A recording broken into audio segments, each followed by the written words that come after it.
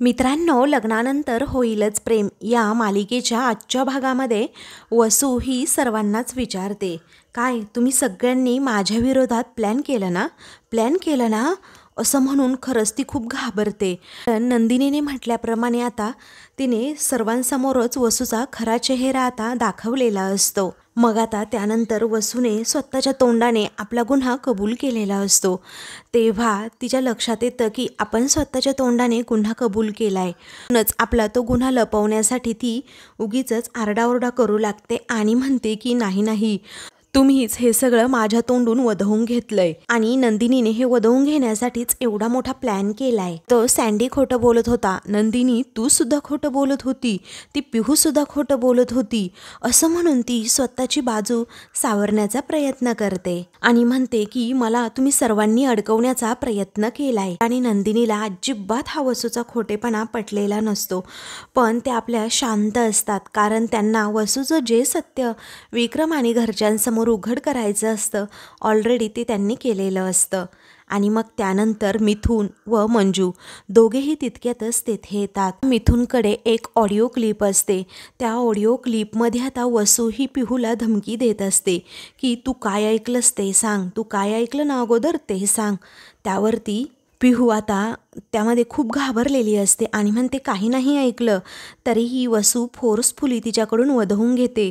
अगं मला माहिती आहे, त्या दिवशी ना तूच होती तिथे, नक्की तू काय ऐकलं ते सांग मला अगोदर.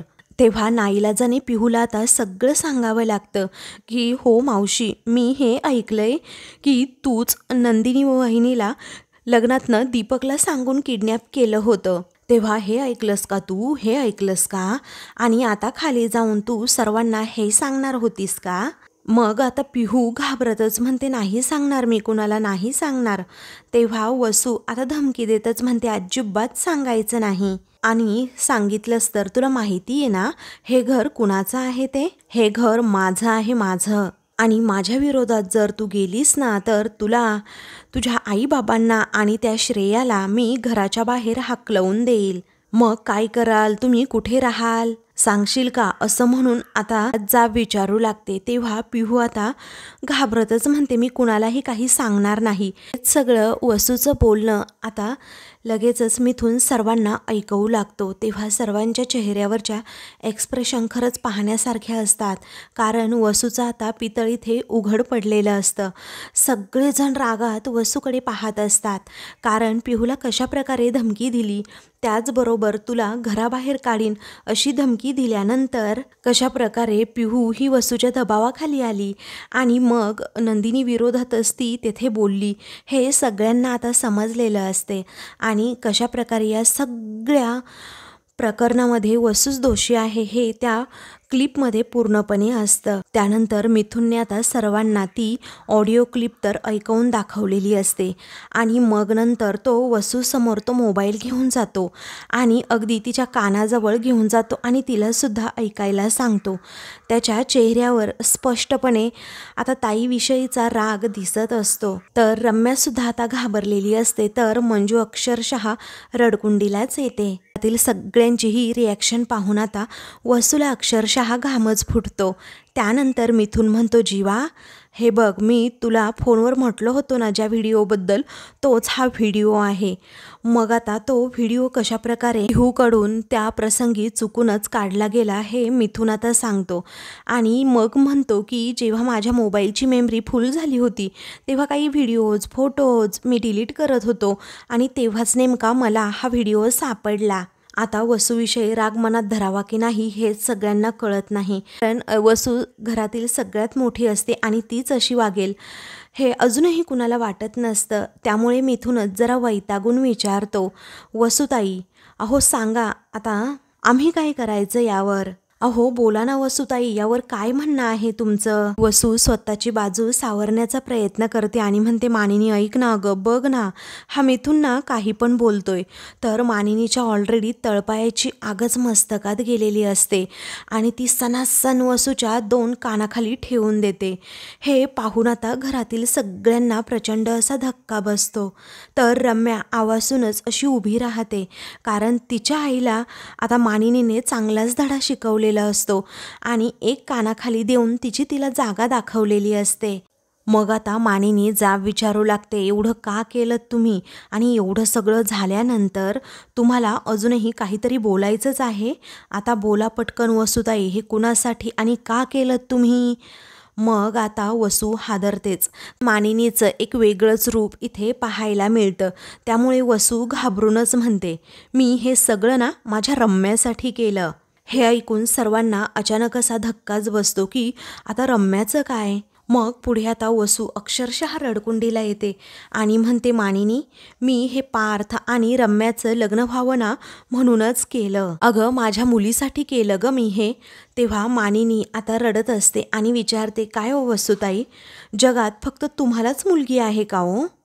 आणि नंदिनी व काव्या या कुणाच्या मुली नाही आहेत का?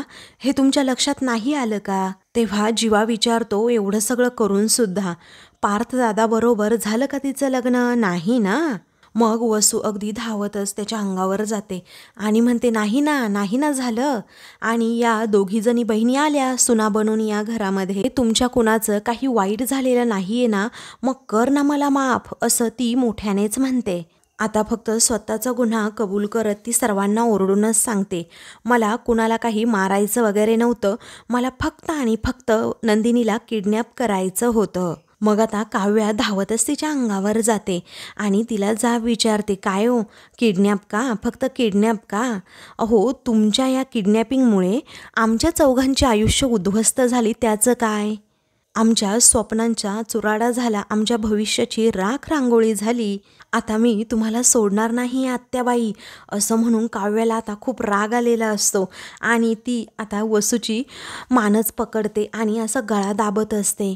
तेव्हा काव्याचा हा राग पाहून आता घरातील सगळेजण धावतच तेथे येतात आणि काव्याला बाजूला करण्याचा प्रयत्न करतात. मग आता जीवा मोठ्यानेच ओरडतो, काव्या अगं आवर स्वतःला.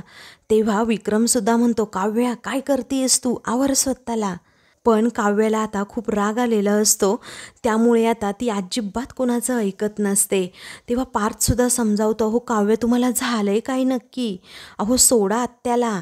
मग रम्या आपल्या आईसाठी म्हणू लागते, अरे कुणीतरी बाजूला करा, अरे पटकन कुणीतरी या काव्याला बाजूला करा, आईचा जीव जाईल.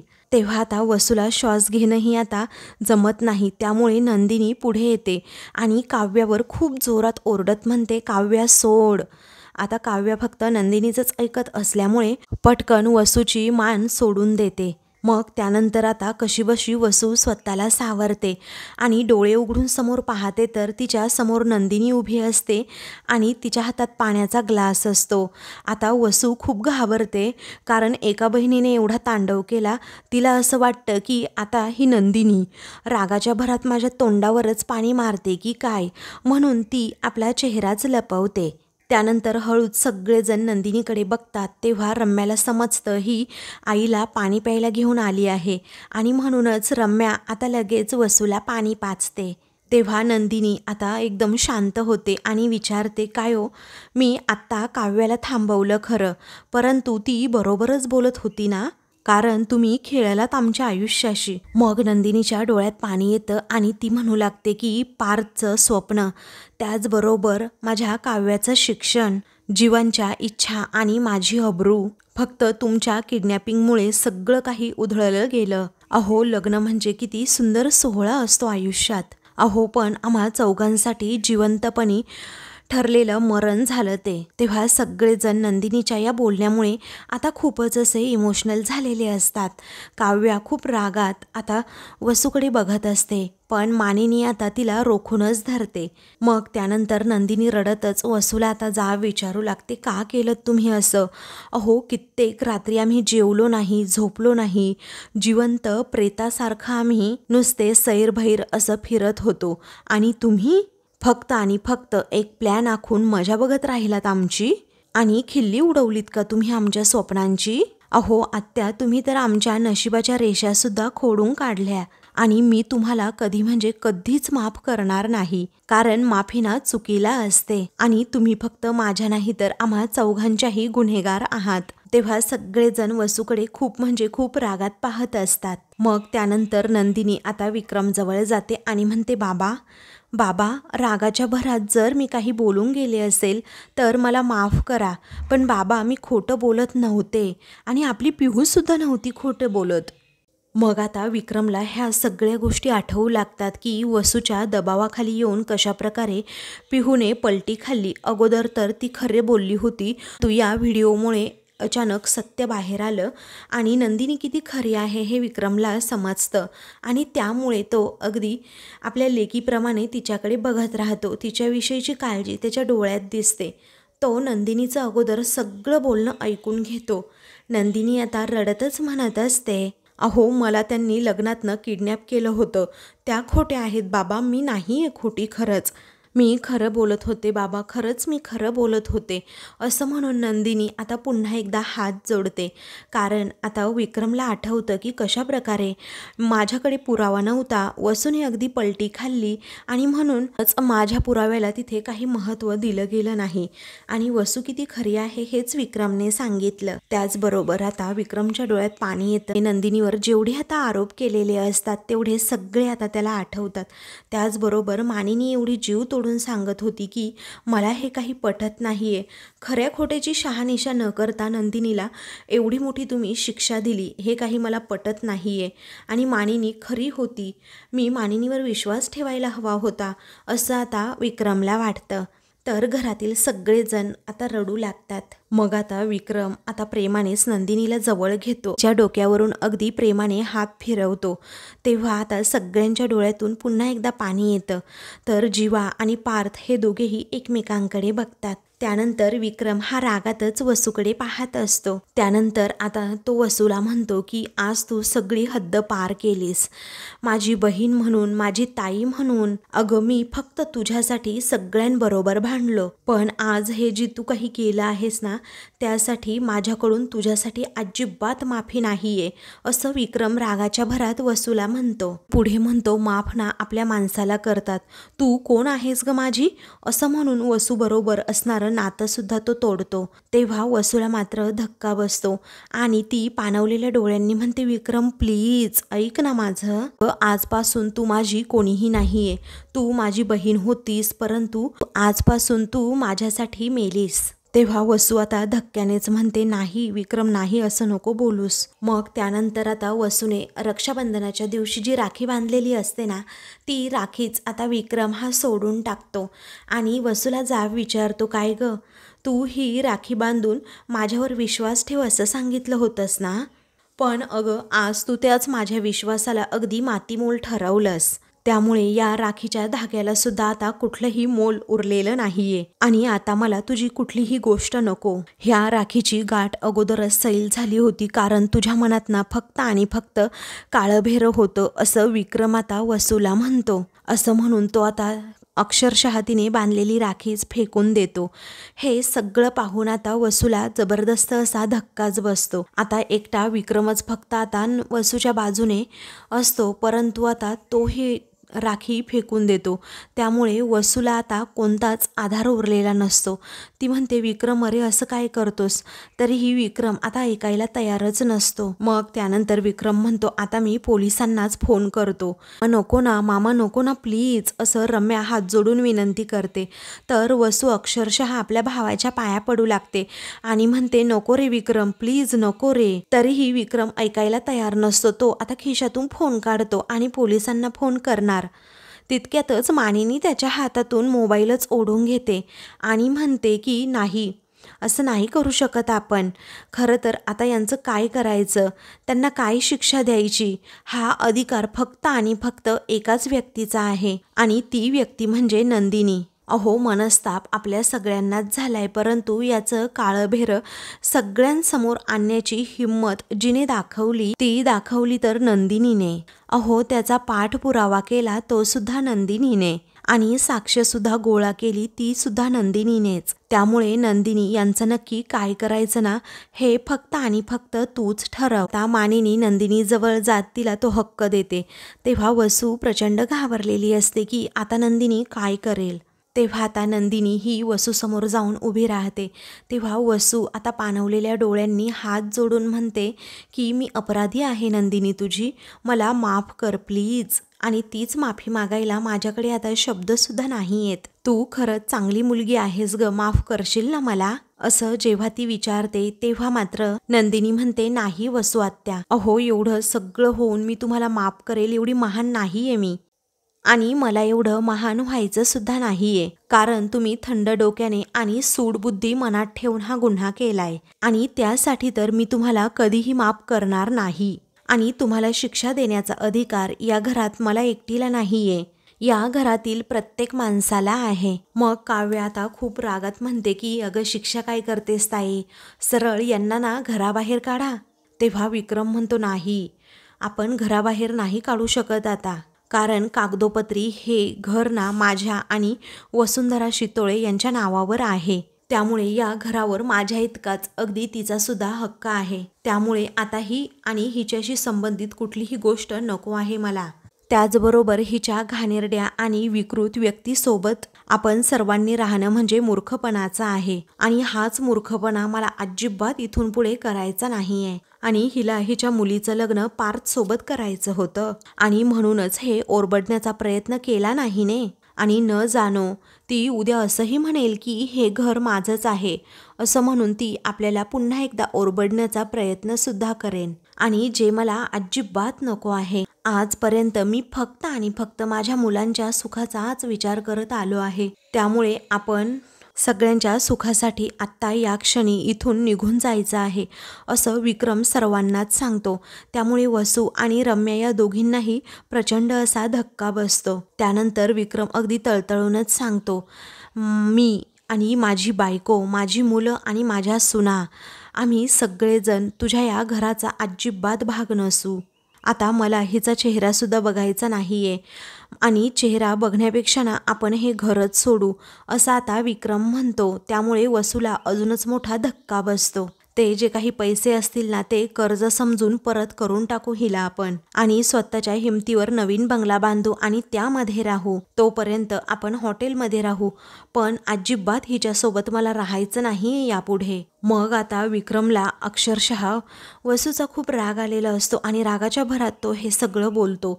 तेव्हा वसू आणि रम्याला धक्का बसलेला असतो की हे सगळेजण घर सोडून गेल्यानंतर. मग मानिनी पुढे येते आणि म्हणते, विक्रम, आपण काय हे घर सोडून जायचं? जसं कागदोपत्री हे घर वसुताईंच्या नावावर आहे तसं तुमच्याही नावावर आहेच ना. अहो आपल्या या घराने काय काय बघितलंय, आपल्या मुलांचं बालपण या घराने बघितलंय, माझा आणि माझ्या सुनांचा गृहप्रवेश सुद्धा याच घरात झालाय. अहो अनेक उन्हाळे पावसाळे बघितले आहेत आपण या घरात. अहो अनेक गोष्टींचं साक्षीदार आहे हे घर. पण नाही, ज्यांनी गुन्हा केलाय ना त्यांनीच हे घर सोडावं. मी आपल्या माणसांना कुठेही म्हणजे कुठेही जाऊ देणार नाहीये. तेव्हा आता नंदिनी म्हणते की हो, बरोबर बोलताय तुम्ही आई, आता इथून पुढे कोणी कुठेही जाणार नाहीये, कारण ना आपण घर सोडून जायचंय ना वसवात त्यांना पोलिसात द्यायचंय, कारण त्यांना पोलिसात दिलं तर आपल्या कुटुंबाची बदनामी नक्कीच होईल आणि बाहेर या गोष्टीची चर्चा सुद्धा खूप होईल, आणि नाही केलं ना तरी सुद्धा तेच होणार आहे. तेव्हा काव्य विचारते, ताई हे काय बोलतीये सगळं तू, म्हणजे एवढं सगळं करून सुद्धा यांना काहीच शिक्षा द्यायची नाहीये? तेव्हा नंदिनी म्हणते, हो शिक्षा नक्कीच मिळेल. आता आजपासून या घरात वसू आत्यांशी कुणीही बोलणार नाही आणि या घरातील सगळी कामं ही वसू आत्याच करतील. तेव्हा आता रम्या लगेचच पुढे येते आणि विचारते, काय ग, म्हणजे या वयामध्ये माझ्या आईला तू आता घरकामामध्ये जुंपणार का? मग आता रम्याने असा जाब विचारल्यानंतर नंदिनी म्हणते, अगं त्या एकट्याच कशाला, अगं कल्पनाताई करतात ना ती सगळी कामं तू त्यांच्यासोबत करणार आहेस, समजलं? ही शिक्षा मायलेकींना देऊन नंदिनी आता तिचा चांगलाच हिसका दाखवते. मग पुढे आता नंदिनी म्हणते, अगं तुला सत्य काय होतं ना ते माहीत होतं, तरीही तू फक्त आणि फक्त वसू आत्यांची बाजू घेतलीस, म्हणजे एका अर्थी तू गुन्हेगाराची साथ दिलीस ना, आणि जो गुन्हेगाराची साथ देतो तो स्वतः सुद्धा एक खूप मोठा गुन्हेगार असतो. आणि म्हणूनच आजपासून तुला सुद्धा तीच शिक्षा, असं म्हणून आता नंदिनी रम्याला खूप मोठी शिक्षा देते. तेव्हा रम्या म्हणते, अगो पण मी काहीच केलं नाही.